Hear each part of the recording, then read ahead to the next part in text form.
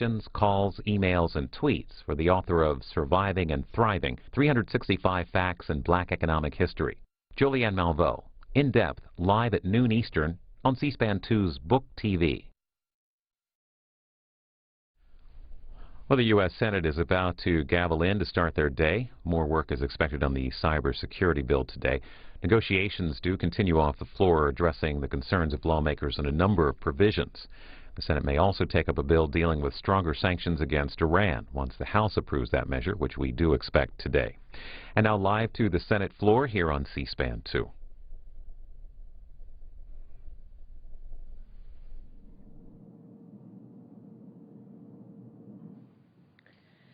The Senate will come to order.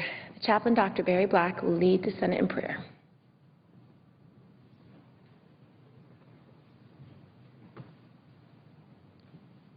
Let us pray. O God, the light of the world, as you illuminate our path, may we walk in the brightness of your presence. Use our senators to select the plans that most honor you. May they feel concern when our nation drifts from your precepts and labor to restore those values that will keep America strong. Lord, help them to do their very best each day and leave the results to you.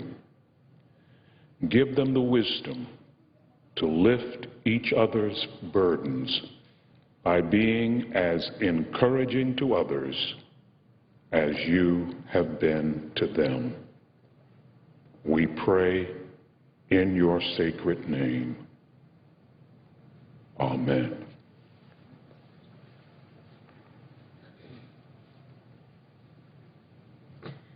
Please join me in reciting the Pledge of Allegiance. I pledge allegiance to the flag of the United States of America and to the republic for which it stands, one nation, under God, indivisible, with liberty and justice for all.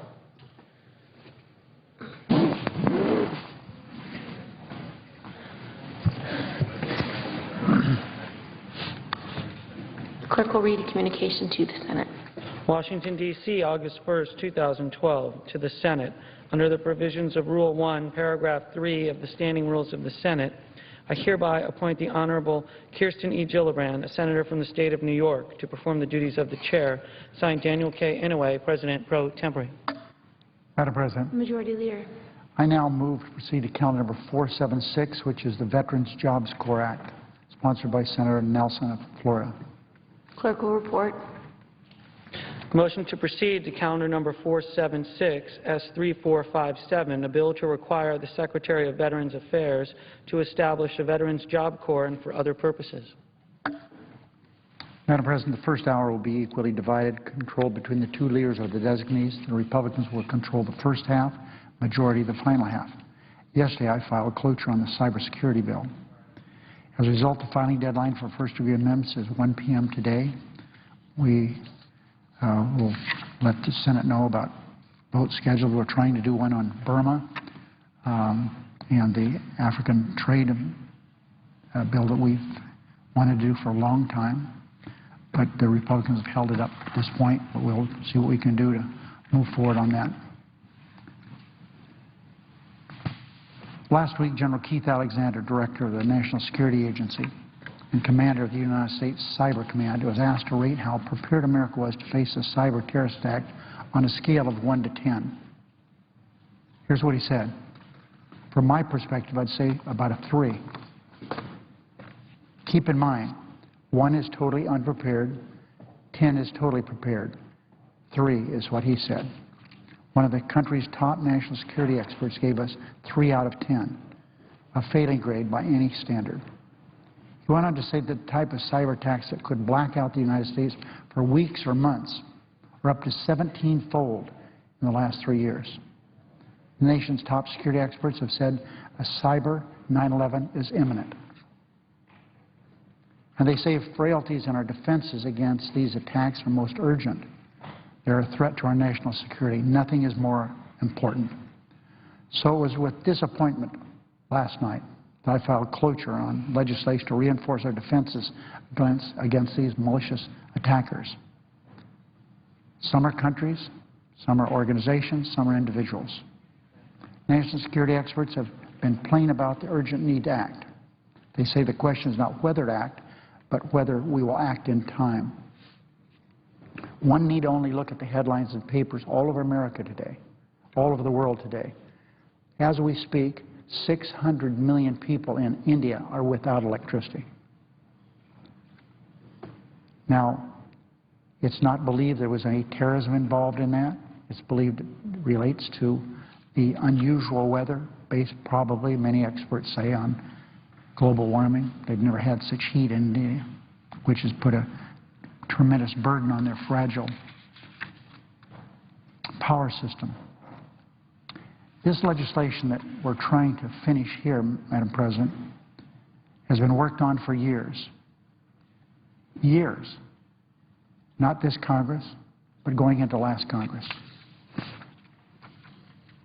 I was pleased to hear last week that many of my colleagues were working on thoughtful amendments to improve and strengthen this measure in spite of the untoward pressure by the Chamber of Commerce to kill this legislation. Senators on both sides have worked hard to address every concern raised by the private sector about this legislation. Senator Lieberman and Collins have been exemplary. The bill that's before this body now is not nearly as strong as I would like it, but that's what compromise is all about. I accept what they felt they had to do. I really expected a healthy debate on this issue, this important issue. I also expected to process many relevant amendments. Unfortunately, that wasn't good enough for a few of my Republican colleagues. Instead of substantive amendments that deal with our nation's cybersecurity, they're insisting on political show votes. Instead of substantive amendments that deal with our nation's cybersecurity, they're looking at all kinds of other things. I thought they were going to be serious about this, but they're not.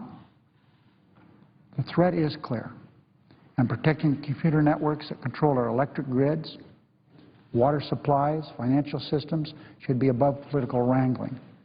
So I was doubly disappointed to watch a bipartisan process derailed by ideological attacks, for example, on a woman's right to choose her health care, generally. As 47 million Americans were set to gain access to preventive services with no out-of-pocket costs, Republicans insisted once again on a vote to repeal these benefits. They want to roll back the clock on the days when insurance companies could discriminate against women. Why? Because they were women. They had a pre-existing disability, their gender. And to make matters worse, they're willing to kill a bill that would protect our nation from cyber terrorism in the process. But this isn't a new tactic. You may remember, as we all do, and I was reminded of that yesterday on a question that was asked to me by the distinguished assistant leader, Senator Durbin, who reminded the entire Senate in a question to me that on a transportation bill, surface transportation, that put 3 million jobs at risk, their first amendment was by Senator Blunt on women's access to contraception. Still, I admit I was surprised that Senator McConnell would so brazenly drag partisan politics into a debate over a measure crucial to national security. It is today, Madam President, when the health care bill that we passed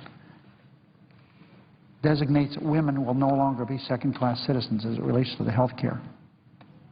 So I can't imagine a more untimely attack on women than yesterday. Yesterday, Senator McConnell and I received a letter from General Alexander, who runs the National Security Agency. He's one of the top leaders there, urging us to move more quickly. Here's what he wrote, partially. Quote, "The cyber threat facing the nation is real and demands immediate action. The time to act is now. We simply cannot afford further delay. We need to move forward on comprehensive legislation now. I urge you to work together to get it passed." Close quote. What more do we need, Madam President? What more does the Chamber of Commerce need so that they can release my Republican colleagues? Would the majority I share General Alexander's concern. Would the majority leader yield for a question? I'd be happy to. I would like to ask the majority leader if he is aware of the statement made yesterday on the floor of the Senate by Senator Whitehouse, who has been one of the leaders in putting together this cybersecurity bill, relative to an incident at the Chamber of Commerce, and I would like to read it if I can very briefly. And I quote Senator Whitehouse from page S5720 of the July 31st Congressional Record. Even the U.S. Chamber of Commerce has been the completely unwitting victim of a long-term and extensive cyber intrusion. Just last year, the Wall Street Journal reported that a group of hackers in China breached the computer defenses of the U.S. Chamber of Commerce, gaining access to everything stored in their system, including information about 3 million members, and they remained on the Chamber's network for at least 6 months and possibly more than a year. The Chamber only learned of the break-in when the FBI told the group that servers in China were stealing their information. Even after the Chamber was notified and increased its cybersecurity, the article stated that the Chamber continued to experience suspicious activity, including a thermostat at a townhouse that the Chamber owns on Capitol Hill that communicated with an Internet address in China, and a printer used by the Chamber executives spontaneously printing pages with Chinese characters. And as Senator Whitehouse said, these are the people we are supposed to listen to about cybersecurity? I'd ask the senator from Nevada if he was aware of the fact that the Chamber opposition to the cybersecurity bill certainly belies the fact that they have been hacked by the Chinese themselves and didn't even know it until the Federal Bureau of Investigation reported it. Madam President, an answer to my friend. We're living in a modern world. A thermostat, isn't that what you just said? That's right. Is the connectivity to what China wants to get from the Chamber of Commerce. Remember, Madam President, that's only one way they get this information. With the numerous instruments we carry around, BlackBerries, iPhones, all these kinds of things, the instruments we have at home, every one of those is a vehicle to find out what's going on in my life, your life, the life of the Chamber of Commerce. And so I can't imagine how my Republican friends can follow this lead. It's just, I don't know who, we've had Republican leaders in the past, security, they've all said, do something about this. I would love to have a bipartisan bill to work through this. Some amendments. I don't expect anyone to think that the bill that Senator Lieberman and Senator Collins did is perfect, but it is a lot better than nothing. And I hope that people, when we vote on this tomorrow, will invoke cloture and pass their bill.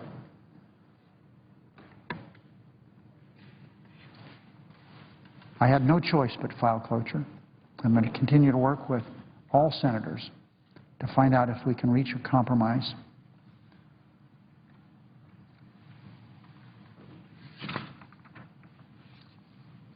I wish I had better news, Madam President. Ignorance is bliss. I wish I didn't know as much. I wish the briefings I had down in the classified area of the Capitol, a lot of that information is kind of scary. And it's scary that we're not doing something about this bill. Would the Chair announce the business of the day? Under the previous order, the leadership time is reserved. Under the previous order, the following hour will be equally divided and controlled between the two leaders or their designees, with the Republicans controlling the first half and the majority controlling the final half. Madam President. Senator from Georgia. Madam President, while the Majority Whip is on the floor, I want to pay him a compliment about which some remarks I'm going to make this morning. But a group of 6 people in the Senate, 3 Republicans and 3 Democrats, about a year and a half ago began getting together to deal with our fiscal problems in this country, both entitlements as well as our tax system as well as spending. I commend him for his work on that, because I'm going to talk exactly about what this Senate and this Congress has got to do in the months ahead to deal with the fiscal cliff we're about to go over. But I want to acknowledge the fact that many of us, most importantly the distinguished Majority Whip, have been working on solutions that we are going to have to take if we're going to save the Republic and save this economy. I just wanted to pass that on to distinguished Majority Whip. Madam President, in my state of Georgia, the most recent report on unemployment posted our unemployment rate at 9%. In our state, we advertised foreclosures every Friday leading up to the first Tuesday in the following month for foreclosures. We set a record in the month of July on number of foreclosures being advertised. Yesterday, I had a meeting with the president of Lockheed, who's in my office. They are headquartered in Fort Worth, but they have one of their largest manufacturing facilities in Marietta, Georgia. They're having to send out their notice of the potential layoffs that will take place because of sequestration. We just got the second quarter GDP report that says that we still slowed down in growing down to 1.5% from a previous quarter of 2%. All indicators are that we're heading for a second bump in our economy. And what has been a very protracted and weak recovery is beginning to fail. And we're looking at a fiscal problem that's going to affect this country for decades to come. I want to encourage my fellow colleagues in the Senate to recognize the clock is running and time is running out. We can no longer postpone doing those things we must do as a Congress to save our republic, to save our economy, and to begin producing jobs in this country. And the most important thing our people need is certainty. They need certainty in regulation. They need certainty in tax policy. And the American people need to know we're going to do what we have to do to save this republic and save this economy. So for the few minutes that I have this morning, I want to talk about that because all the solutions are on the table. The problem is none of us seem willing to take them off the table, put them on the floor, and deal with them. Let's talk about spending. Our deficit has just been announced for this particular fiscal year at $1.2 trillion, $100 billion less than the total spending of the United States government. We've got to cut spending, discretionary spending. But we can't totally balance our books by cutting discretionary spending. We have entitlements. Entitlements are growing disproportionately because what? Because of our economy. Why are food stamps up to $35 billion to $87 billion? Because a lot more people are hungry, because a lot more people are out of work. Why are benefits in AFDC and many of the other programs rising rapidly? They are because of the economy. So if we deal with spending and we deal with entitlements, then we begin to bring back some degree of certainty and our economy comes back, jobs come back, and there's less pressure on the entitlement programs. But we're also going to have to bite the bullet and recognize entitlements is not the right word for things like Medicare and Social Security. Those are contracts with the American people. I've paid 6.2% of my income, the President has as well, for the payroll tax for my Social Security. I've paid 1.35% my entire life for Medicare. That's a contract with my government. But we've got to fix those programs. Social Security is easy. Social Security is fixable by moving the eligibility dates in the out years. For my grandchildren, 8 of whom are under 8 years old, that probably ought to be 69 or 70 years old before they become eligible. We don't need to cut their benefit. We don't need to raise their tax, but we need to actuarially put out their eligibility. That's what Ronald Reagan and Tip O'Neill did in 1983. This saved Social Security until the current pressure it's under now. Medicare is the tough animal to deal with. But we're going to have to recognize we've got to get out of a fee-for-service business and into a premium support business. Then we can quantify premium support and know how much we're spending, and the American people have the choice of buying the insurance and the coverage for Medicare that they want. And it ought to be means-tested. I mean, we ought to make sure that those that can afford more insurance, like myself, have less support. Those who are in need have more support. But it be quantified in terms of the support for premiums, not a fee-for-service reimbursement system. And then in terms of our revenues, everybody's always wanted to talk about taxes. Last week we had a debate that was meaningless and worthless over political positions of two political parties on our tax system. What we need to do is take a look at what Bowles Simpson said. We need to clean up our tax code. We need to use the tax expenditures that we get as income by reducing them and waiving them, and use that income to reduce the rates on corporate taxes and all the marginal rates of taxation. So we encourage people to spend their money, invest their money, make our tax code simpler. We don't have to raise people's taxes. We need to raise their opportunities. We need to raise their attitude. We need to improve the plight that the American taxpayer has today by giving them certainty and giving them a tax code that is clean, a tax code that's fair, and a tax code that produces jobs, revenues, and growth. So my message this morning is this: as we go up to the day, probably Friday, when we're going home for the month of August, then we come back in September and spend 6 days, then we wait until the election, we're putting off dealing with the things that affect our economy, affect our people, and affect our future. I, for one, stand ready the minute the leaders are ready to put these issues on the floor, and let's vote on them. Let's deal with the future of the American people. Let's deal with their taxes. Let's deal with their entitlements. Let's deal with their guarantees that we made to them on Social Security and Medicare. And let's deal with our responsibility. Let's don't sequester spending. Let's cut where we should cut, and let's add money where we should add money, and let's run this country like a business and not like a political action committee. Madam President, I yield the floor. I don't recognize the leader, but I yield to the leader.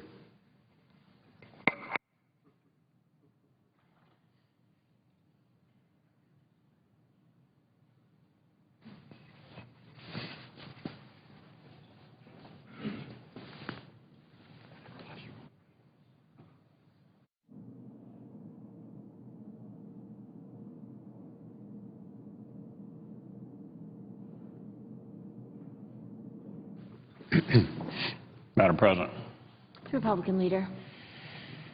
yesterday I came to the floor to draw attention to the administration's transparent attempts to conceal the impact of defense cuts President Obama demanded as part of last year's debt ceiling deal. I was referring, of course, to the administration's Monday notification to businesses which work with the government that they're under no obligation to warn employees who might lose their jobs as a result of these cuts. Now, incredibly, the administration's argument was that they don't expect the cuts to happen, even though the president hadn't done a thing to prevent them, and even though Congress had to pass a law requiring the administration to tell us what the cuts would look like. So let's be clear, the administration officials who sent out this notification instructing businesses to keep quiet about these cuts know just as well as I do that they're coming, the cuts are coming, unless Senate Democrats act or the President of the United States finally decides to come up with a credible plan to replace them. The only reason the administration sent out this guidance to employers earlier this week was to keep people in the dark, keep them in the dark about the impact these defense cuts will have until, of course, after the election. So the White House is clearly trying to hide the ball here, just trying to hide the ball from all of us. And the clearest proof of that is the fact that no one even denied it after I noted it here just yesterday.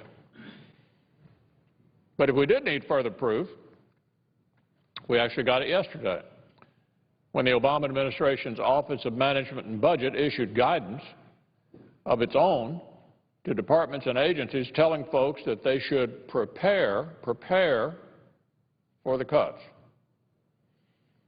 So let's get this straight. Government workers should prepare for cuts, but private businesses and their employers shouldn't? Not a week seems to pass that we don't see more evidence of the President's absolute contempt for the private sector. And here's the latest. The federal government is told to prepare for cuts, yet the private sector businesses are specifically told it would be, quote, inappropriate, end quote, to tell people they could lose their jobs. The cuts to the Defense Department under sequester is the law of the land. And until Congress changes that fact, they're totally foreseeable. Yesterday, the director of OMB exempted appropriations for military personnel from the sequester, providing even more certainty that the cuts to defense will fall upon training, maintenance, and weapons procurement and development. So the fact is, private businesses have a higher degree of certainty than their workforces will be hit. Yet here's the administration's message. If you're in the public sector, prepare for cuts. If you're in the private sector, don't even warn your employees their jobs actually may be on the line. What a perfect summary of this administration's approach to the economy and jobs over the past 3.5 years. Private businesses didn't earn their success. Somebody else made that happen. Now the President says if you work hard in the private sector, you don't even deserve to know if your job is on the chopping block. Private sector is doing just fine. It's the government that needs help. That's the message of this administration. Just as disturbing is what this says about the administration's approach to our national defense. The President's own defense secretary has said these cuts would hollow out our armed forces. Yet the President himself has not said a word about how he plans to responsibly replace them, or, if he accepts a weakened national defense, how he will carry them out. Congress had to actually pass a law forcing him to make these plans clear to everybody. Now, he hadn't signed the bill yet. It went to him by voice vote out of the Senate last week. The defense cuts that will be triggered under the sequester are in addition to the $487 billion in cuts to the department identified by Secretary Gates. It's time for the President to provide the leadership to avoid these reductions that will render his own strategy unsustainable. A lot of people are wondering how they will be affected by these cuts. The fact that many of them will be voting in swing states in November is no reason to leave them wondering about their fate any longer. Madam President, I yield the floor.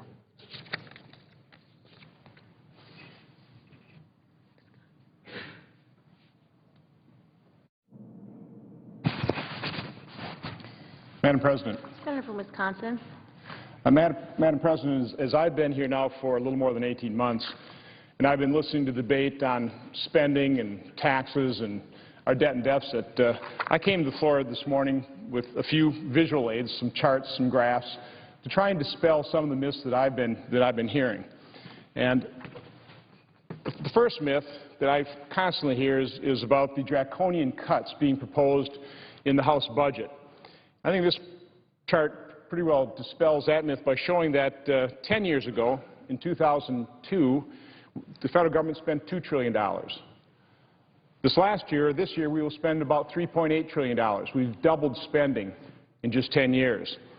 And the debate moving forward is under the House budget, they would spend $4.9 trillion.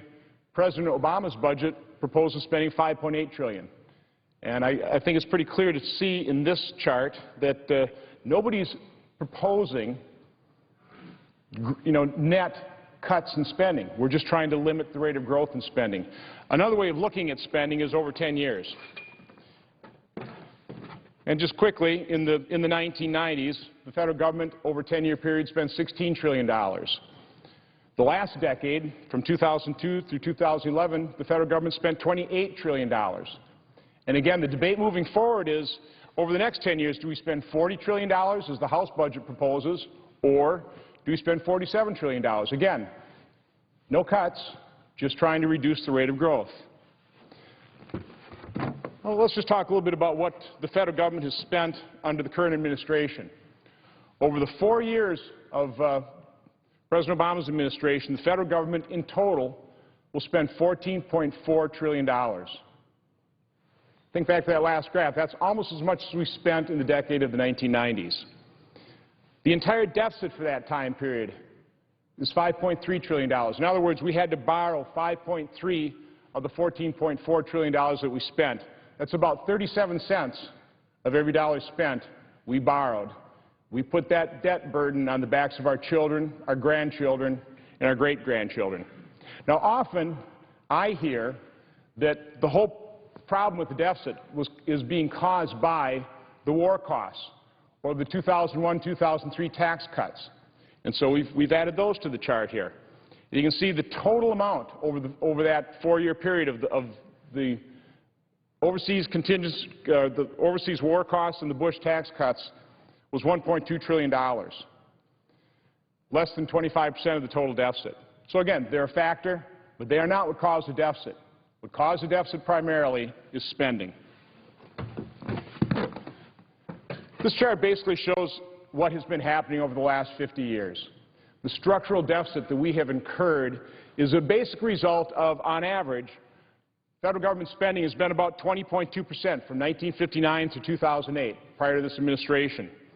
On the other hand, revenue generation has averaged about 18.1%, which gives us a 2.1% structural deficit. That's why our debt has continued to grow. But under this administration, starting with the recession, that deficit, that structural deficit exploded, with tax revenue dropping to about 15% and spending skyrocketing to 25, now about 24%. But it's on a trajectory to hit 35% by the year 2035. Clearly, that's unsustainable. Another way of taking a look at the tax cuts of 2001 and 2003 in terms of their total effect on our deficit figure is to actually put them on a bar chart. The red bars represent the total deficit. The blue portions on the bottom of those red charts are the actual reductions in revenue from those tax cuts. And you can see it's not a very large figure. In total, over that I guess that's the 11-year time period, the total Bush tax cuts were about $1.7 trillion, while the entire deficit was about $7.5 trillion. So the tax cuts represented about 22% of that total deficit. But again, when you take a look at the last 4 years, a far smaller portion of the deficit, because the primary deficit over the last 4 years has been on the spending side of the equation. Now, what does the President offer for solutions? Well, last year, he proposed the Buffett rule. And in September, in a speech on September 26th, in proposing the Buffett rule, he basically said that basic principle of fairness that he said the Buffett rule was, he said if that was applied to our tax code, it could raise enough money to not only do we pay for his jobs bill, but we also stabilize our debt and deficits for the next decade. And think about what President Obama said there. He said that the Buffett rule would not only pay for his jobs bill, but would stabilize our debt and deficits for the next decade. Now, here's a chart. Here's the fact. The Buffett rule, for 4 years of the Buffett rule, it's projected would raise about $20 billion total. President Obama's 4 years of deficit is $5.3 trillion, or let's state it a different way, $5,300 billion.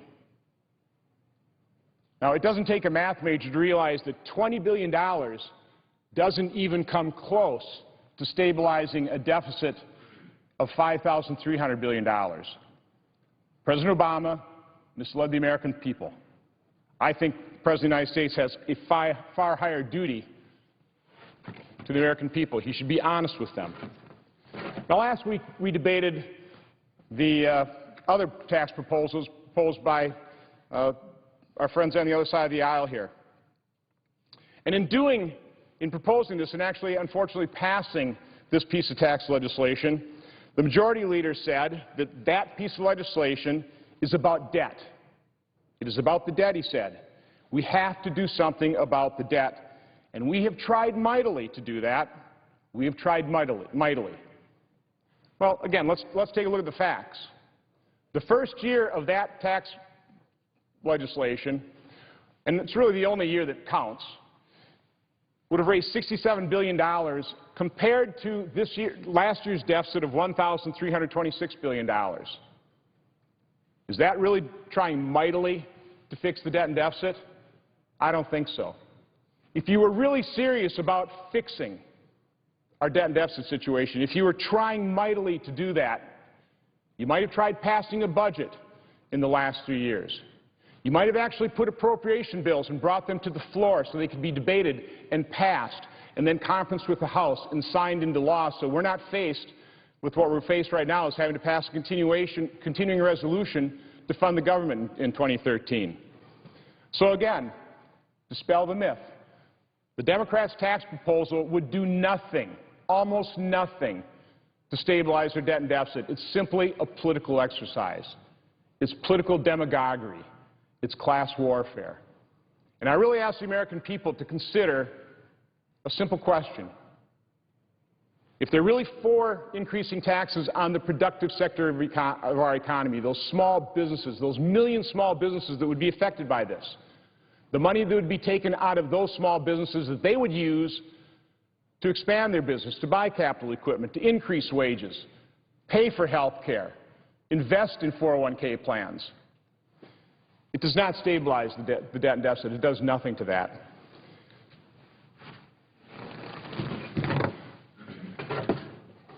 I think Republicans basically agree with President Obama and President Clinton. Back on August 5th, 2009, just as we were coming out of a recession, President Obama said, "You don't raise taxes in a recession." I agree with that. Republicans agree with that. Back in December, or this is actually November and December of 2010, right after the lame duck session when all the tax rates were extended for 2 years, President Obama said, if we allow these taxes to go up, the economy would grow less.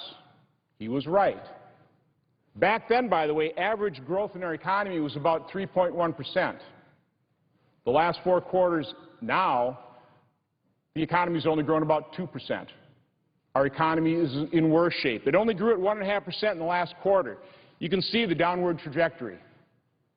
And of course, President Clinton also said that probably the best thing we could do is extend all the tax rates. Take that level of uncertainty off the table. And that's really what Republicans are proposing. Let's not increase taxes on any American at this point in time. Let's not threaten any kind of government shutdown. Let's, as much as fiscal conservatives do not like the Budget Control Act or those spending limits, we think it's just reasonable policy to pass a 6-month continuing resolution so that a responsible leader can come into this town and actually start fixing our debt and deficit situation. So that's, I believe, what Republicans are all about, is taking the uncertainty of a shutdown off the table, taking the uncertainty of what people's tax rates will be over the next year, being responsible. And with that, Madam President, I yield the floor.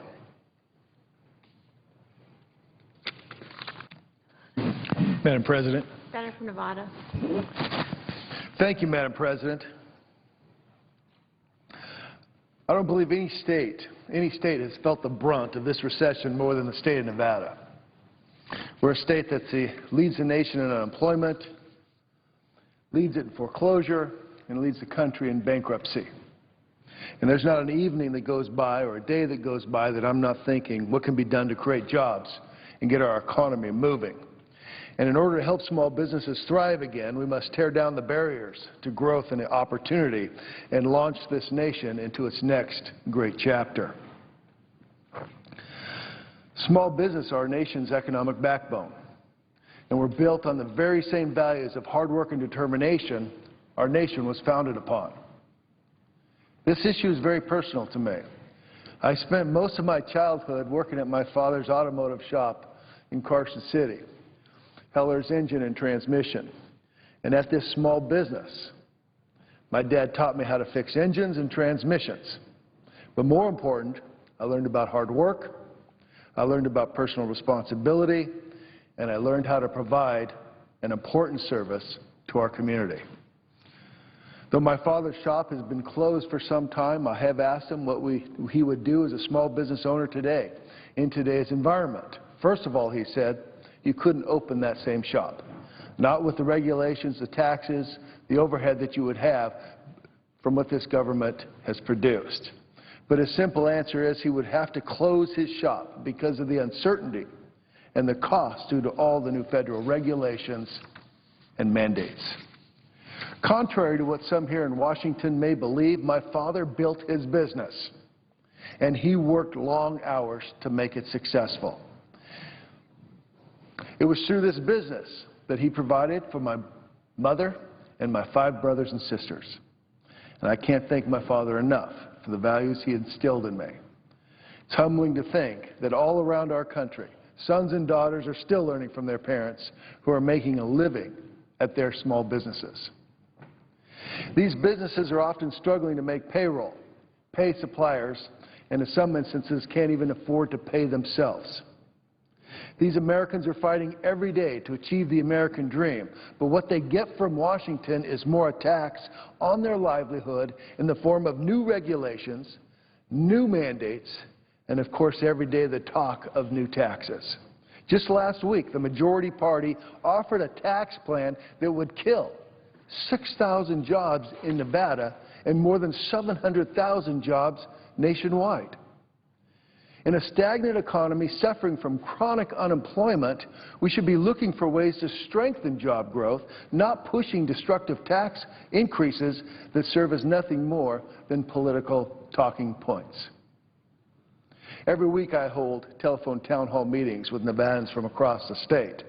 Lately, a lot of Nevadans have discussed how some in the majority party are willing to take our economy off a fiscal cliff if Republicans won't vote for tax increases on small businesses. For the past 2 weeks, I've asked all those participating in these town hall meetings if they believe this type of partisan politics is good for the economy. And you shouldn't be surprised to know that a vast majority believe that partisanship at the expense of the economy needs to end. And with that, I agree. Last Friday, I visited Joe Dutra, who owns Kimmy Candy in Reno, and visited his factory. He talked about how he's fighting to grow his business with his kids, John and Catherine. And unfortunately, instead of supporting small businesses throughout our country, Washington has been making a difficult situation even worse. Joe's been getting a lot of heat lately from the press because he's standing up against politicians who belittle his efforts and has had the courage to fight the destructive policies coming out of Washington. Let me assure you, Joe built his business and works hard to keep it going. As with many small businesses across this country, they have wanted nothing more than to expand their businesses, hire more people, pass on a legacy to their children and grandchildren that shows with hard work and dedication, anything is possible in America. Instead of encouraging this, Washington has increased their burden with miles of regulatory red tape, passed a health care law that is costing jobs, and continues with a top-down Washington knows best mentality that has led to an anemic economy. Small businesses are the lifeblood of our economy and will be a key component to our recovery. And it's far time for Washington to recognize this and encourage their growth and getting our nation on the right track. Thank you, Madam President. I yield the floor. I suggest the absence of a quorum.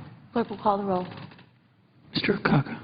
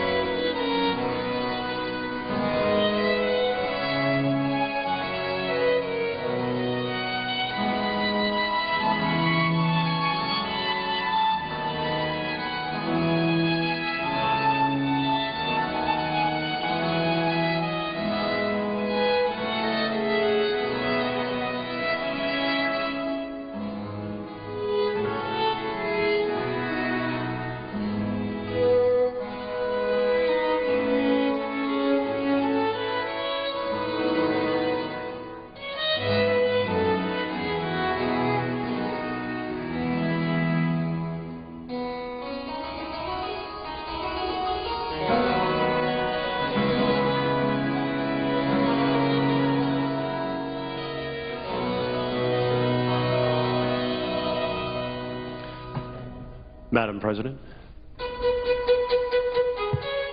Senator Morgan. Thank you, Madam President. I ask that the quorum call be lifted. Without objection. Madam President, I ask for privileges of the floor to be granted to Jenny Carson, my intern, for the balance of the day. Without objection. Thank you. I ask the clerk to call the roll. Without objection. Clerk will call the roll. Mr. Akaka.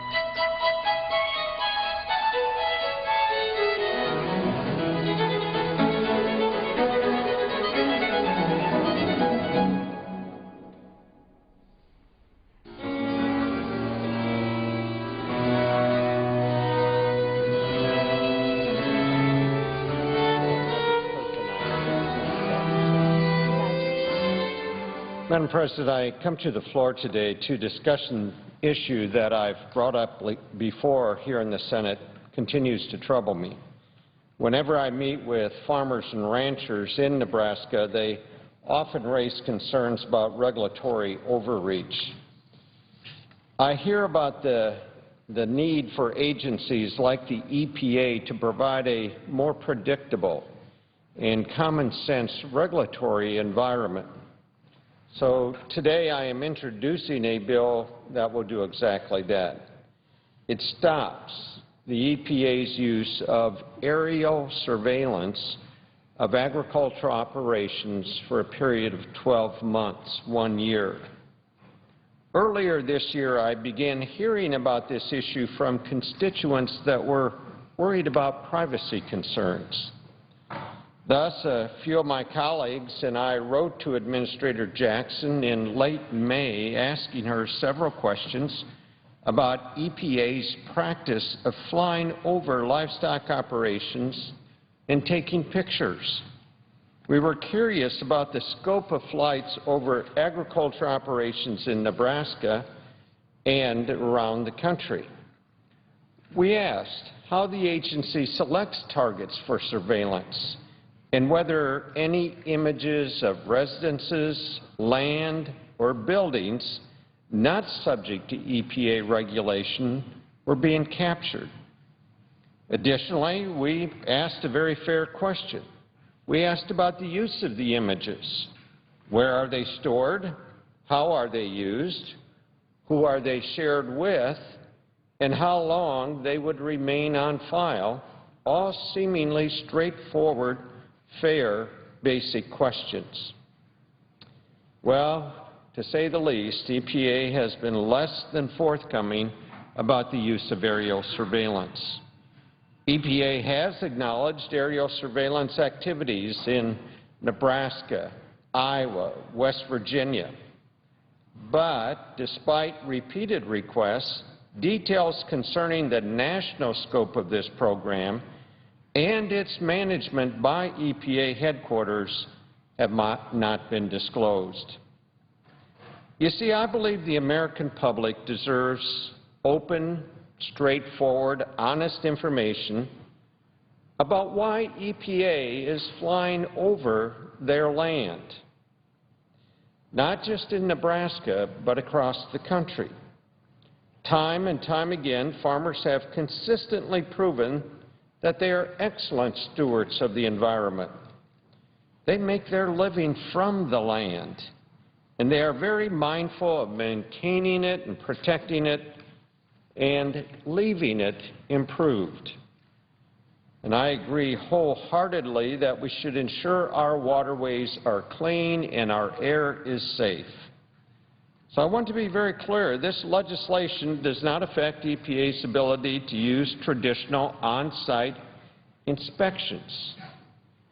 But given EPA's track record of ignorance about agriculture, if not downright contempt for it, farmers and ranchers do not trust this agency.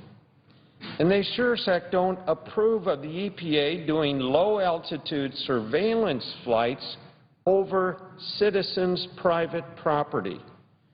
So until EPA takes a more common sense, transparent, open approach, we need to step on the brakes. And this bill just simply does that. It places a one-year moratorium on EPA from using aerial surveillance. This will give the agency time to come clean about its activities nationwide and make the case that these flights are an appropriate use of agency authority and taxpayer money.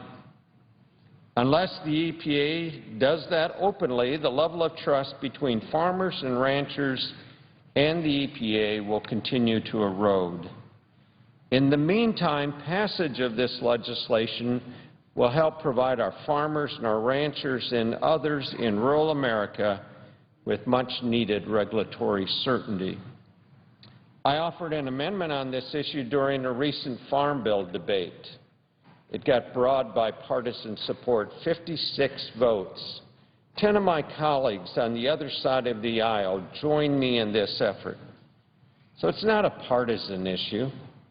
I urge my colleagues to continue their support of this effort to bring accountability and transparency to the Environmental Protection Agency. Madam President, I yield the floor and I suggest the absence of a quorum. Clerk will call the roll. Mr. Acosta.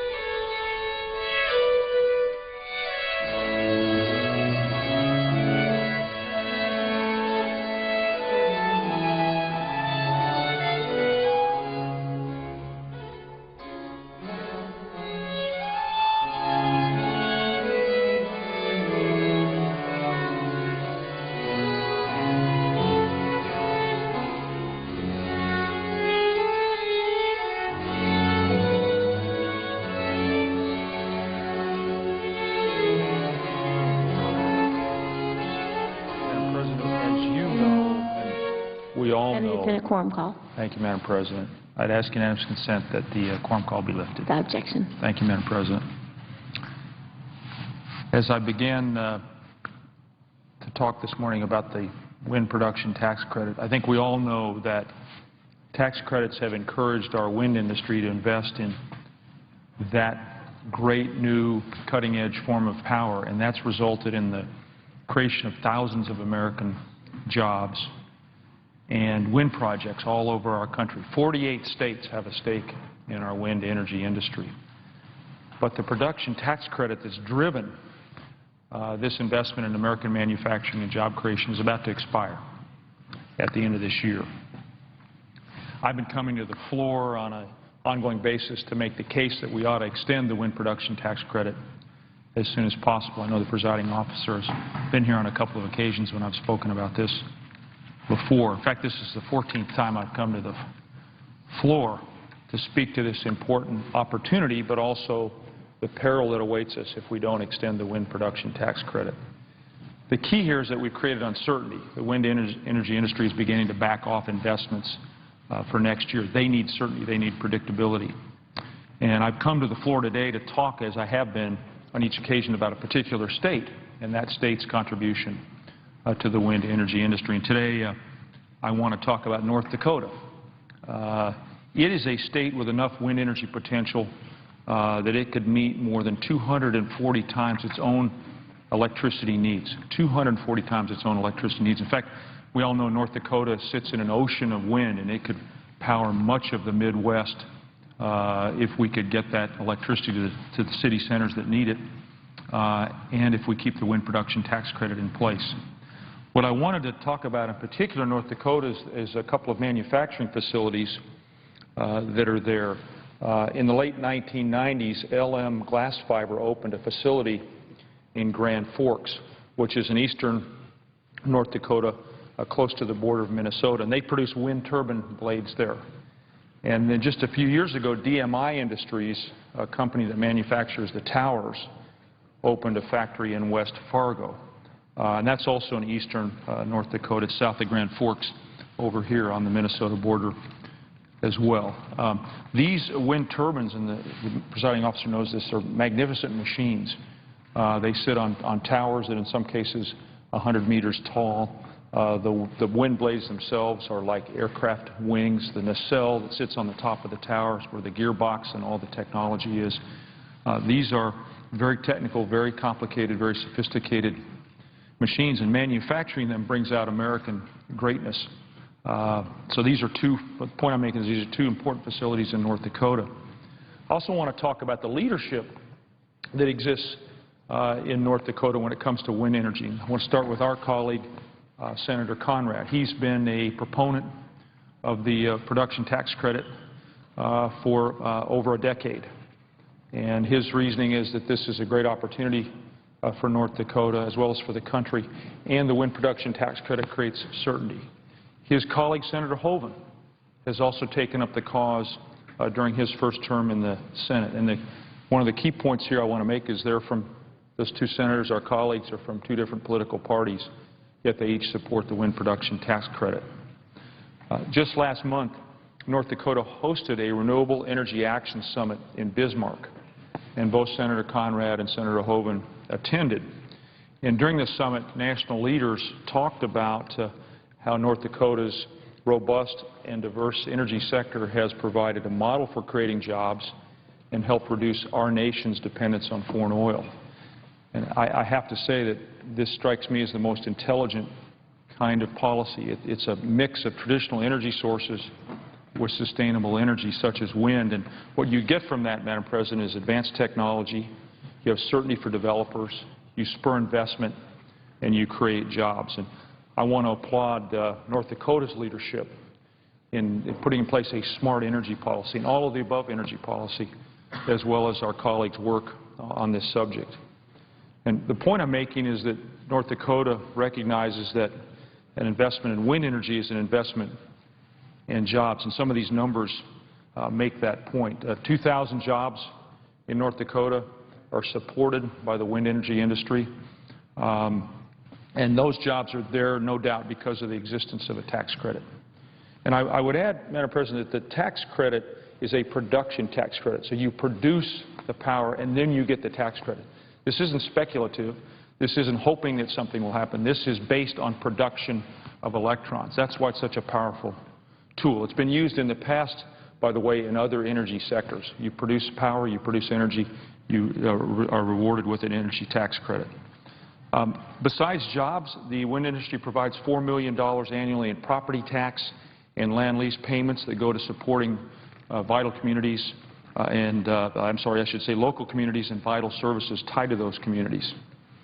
So where does North Dakota rank nationally? Well, they rank 10th in terms of installed wind capacity and 3rd in the nation in percentage of electricity derived from wind, with almost 15% of their entire power supply coming from wind energy projects. And that's the equivalent in North Dakota of 430,000 homes being powered by wind. And that number, I know this is important to the presiding officer, equals about 3 million metric tons of carbon dioxide that are not released into our atmosphere every year. So, Madam President, it's simple. The wind industry is important to America's future, and it should be incented in communities that can support it, like North Dakota. And the wind production tax credit is that incentive. And without a doubt, if the PTC is allowed to expire, this important American industry will shrink, move overseas, and take thousands of American jobs with it. So as I've done when I come to the floor, I'm imploring our colleagues to work with me, to work with us, to stop this possibility from becoming a reality. Wind energy is not a partisan issue. As I've noted, many of our colleagues agree with me, whether they're on this side of the aisle or the other side of the aisle. They understand that if we don't extend the PTC, we risk losing thousands of jobs and crippling a very important, successful, exciting industry. So it would be a decision that we would all regret for a long, long time if we let the PTC expire. So as I close, Madam President, I again implore and urge my colleagues to work on this together. If we really believe in energy independence and job creation, as we say, then we need to work together. Let's show Americans that we understand that the economy is job one, and that one of the ways that we create new jobs is to extend the wind production tax credit. One of the ways we lose jobs is if we let the wind production tax credit expire. So we ought to be passing the PTC as soon as possible. The production tax credit, it equals jobs. It is crucial to our future. Let's not let the wind production tax credit be a casualty of election year partisanship. We can't, America can't afford it. Madam President, thank you. With that, I yield the floor. Senator from Oregon. Madam President, I thank my colleague from Colorado for his remarks about the production tax credit.